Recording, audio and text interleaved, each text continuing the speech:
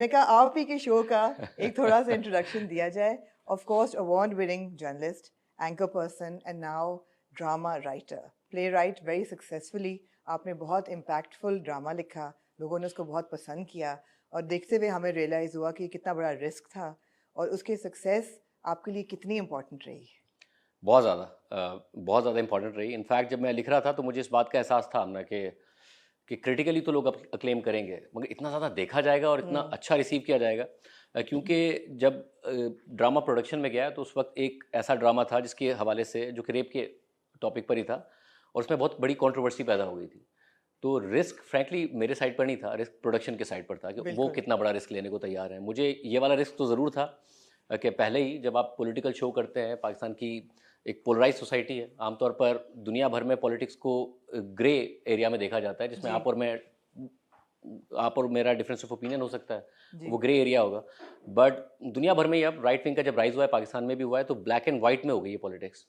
तो जिसकी वजह से इतनी पोलराइज्ड है कि आप एक बात करें तो वो, अगर दूसरा उससे मुत्तफिक नहीं है तो वो एक अलग ही ओपिनियन आपके बारे में बना लेता है। तो मुझे बिल्कुल। था कि अगर ये कुछ भी गलत हो गया, बिकॉज आप जब शो करते हैं तो शो बड़ा कंट्रोल में होता है हमारे। हम्म। एक टीम एफर्ट ही है मेरा शो भी, मगर उसके बावजूद आपको पता होता है कि आपने किस डायरेक्शन में जाना हम्म। है। ड्रामा एक ज़्यादा बड़ी टीम एफर्ट है, जिसमें बहुत सारे एक्टर्स इन्वॉल्व हैं, एडिटर्स इन्वॉल्व हैं, डायरेक्टर्स इन्वॉल्व हैं, प्रोड्यूसर्स इन्वॉल्व हैं।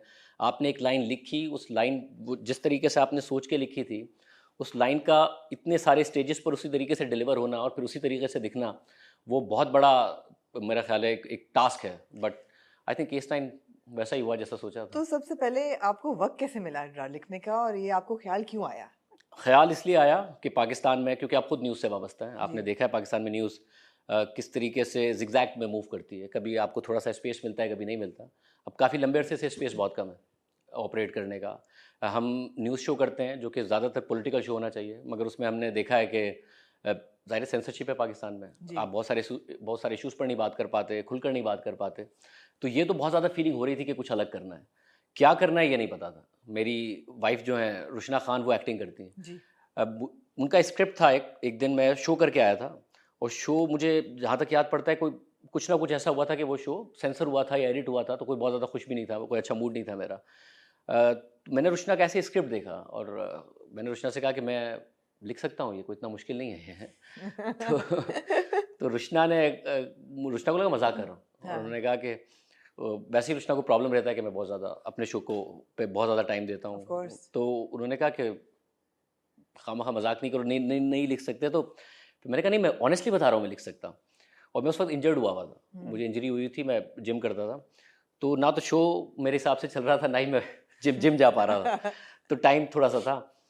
तो मुझे लगा कि थोड़ा सा, कि रुशना को लग रहा है नहीं लिख सकता, तो लिखने की कोशिश करता हूँ।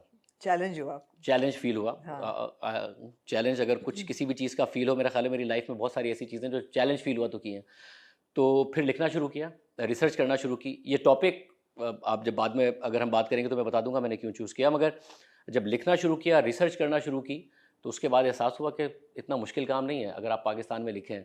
स्क्रीन प्ले लिखना भी बहुत आसान है, डायलॉग्स लिखना भी बहुत आसान है। अच्छा। दोनों काम बहुत आसान है। मुझे इनफैक्ट मैं बड़ा खुश हूँ इस बात से कि मुझे ये होने लगा था कि मैंने 2014 में जियो ज्वाइन किया, और मेरी सारी ज़िंदगी ख्वाहिश थी कि मैं जियो के लिए काम करूं। सारी ज़िंदगी ख्वाहिश थी कि ये वाला प्रोग्राम करूं जो प्रोग्राम मैं करता हूं, और लगता था कि जब 50-60 साल उम्र होगी उस वक्त ये प्रोग्राम मिलेगा, क्योंकि कामरान खान साहब ये प्रोग्राम करते थे और बहुत बिल्कुल। अच्छा करते थे। बिल्कुल। मगर कामरान खान साहब एक और चैनल में चले गए, एक बड़ा चैनल आया था उस वक्त, या कम से कम अनाउंस हुआ था कि बड़ा चैनल होगा, और मुझे मौका मिला ये प्रोग्राम करने का।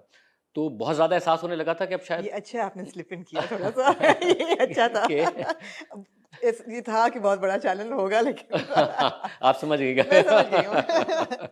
तो उसके बाद फिर लेटली ये फील होने लगा था कि शायद यही पीक है लाइफ का, यही पीक है करियर का।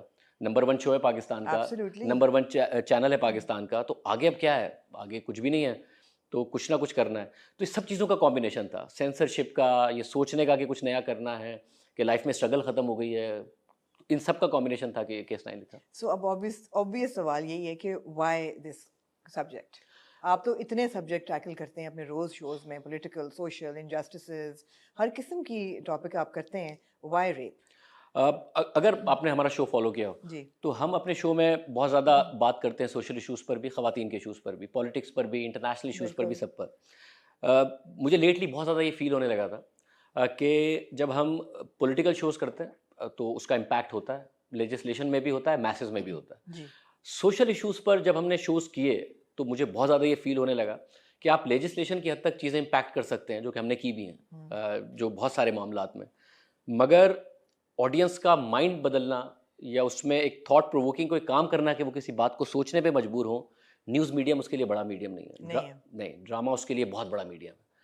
ड्रामा ये बड़ी बात है ये, आप कह रहे हैं कि drama medium is a bigger medium than the news medium. Absolutely, इस बात में अगर आपने लोगों के जहन में कोई बात उनको बतानी है, कोई बात उन्हें समझानी है, तो न्यूज़ और ड्रामा मीडियम का कोई मुकाबला नहीं है। लिहाजा रिस्पॉन्सिबिलिटी भी उतनी ही ज़्यादा बनती है ड्रामा उतनी ज़्यादा मेकर्स पे। बिल्कुल, बिल्कुल आप ठीक कह रही हैं, उतनी ही ज़्यादा बनती है। और मैंने अभी लेटली देखा ये डिबेट बाकायदा पाकिस्तान में है जी कि पहले सिर्फ मयार ये था कि ड्रामा कितना देखा जा रहा है, उसकी रेटिंग कितनी आ रही है। बिल्कुल। बट अब तो मैंने बाकायदा डिबेट देखी है इस बात पर कि ड्रामा किस मयार का बनाया जा रहा है। कहीं जो जो टॉक्सिसिटी पहले ही इन्वायरमेंट में मौजूद है या माशरे में मौजूद है, उसको आप पुश कर रहे हैं, उसको आगे बढ़ा रहे हैं, या फिर आप उसके अगेंस्ट खड़े हो रहे हैं और बिल्कुल। इस किस्म का ड्रामा बना रहे हैं। तब तो पाकिस्तान में बाकायदा डिबेट है।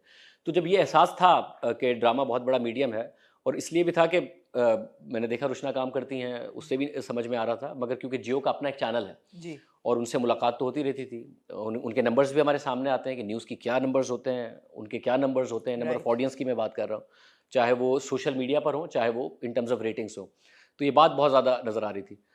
तो इसलिए था कि ये बड़ा मीडियम है, और जो इशू है जो हम ज़्यादातर कवर कर लेते हैं मगर उसका इम्पैक्ट नहीं आ रहा, वो ख़वातीन के हवाले से ही था। हमने राइट अब आप मैंने बहुत सारे लोगों को देखा ये बात कहते हुए हमने कि ये हमें पहली दफ़ा पता चला है जो कुछ केस 9 में बताया गया है। Absolutely but you will be surprise to know कि ये सारे, इनमें से बहुत सारे केसेस, जस्टिस आयशा मलिक का केस, जस्टिस मंसूर अली खान का केस, जी इसके अलावा के टू फिंगर टेस्ट के हवाले से जितने भी वर्डिक्ट हमने बताए, या क्राइसिस ऑफ हेडरबर्ग की रिपोर्ट के रेप का जो रेपिस्ट होता है उसकी क्या मेंटालिटी होती है, इसमें से बहुत सारी चीज़ें हम अपने शो में कवर कर चुके हैं मगर लोगों को नहीं पता था। ऑफ जो कोर्स। कि एक और सबूत है इस बात का कि न्यूज़ मीडियम से कितना बड़ा मीडियम है।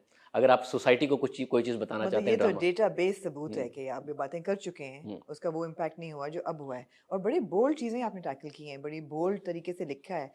For example the two finger test हो गया, या even using the word rape. वो भी हम जब ड्रामों में अब तक सुन रहे थे तो वो इज्जत लुटने पे या इज्जत जाने पे वो टर्म्स इस्तेमाल ही नहीं किए।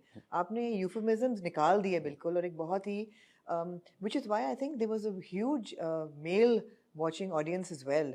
यूजुअली ख़वातीन देखती हैं ड्रामा, लेकिन मेरे ख्याल है मर्दों ने भी ये ड्रामा आपका बहुत देखा है।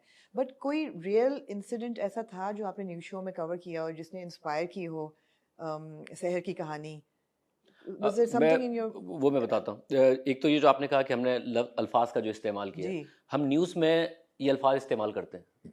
हालांकि रेगुलेशंस वही हैं न्यूज़ और एंटरटेनमेंट के लिए कि आप क्या लफ्ज़ बोल सकते हैं, क्या नहीं बोल सकते। उर्दू में आपको चॉइस बड़ी कम मिलती है, इंग्लिश में काफ़ी अल्फाज की चॉइस मिल जाती है। आप क्योंकि ज़ाहिर उसमें सोसाइटी का भी ताल्लुक है कि आप ज़्यादती का लफ्ज़ इस्तेमाल कर रहे हैं, इज़्ज़त जी जी लुटने का। बिल्कुल। तो ये मैं पहले दिन से क्लियर था कि हम जो शो में करते हैं वही हम ड्रामे में करेंगे। हम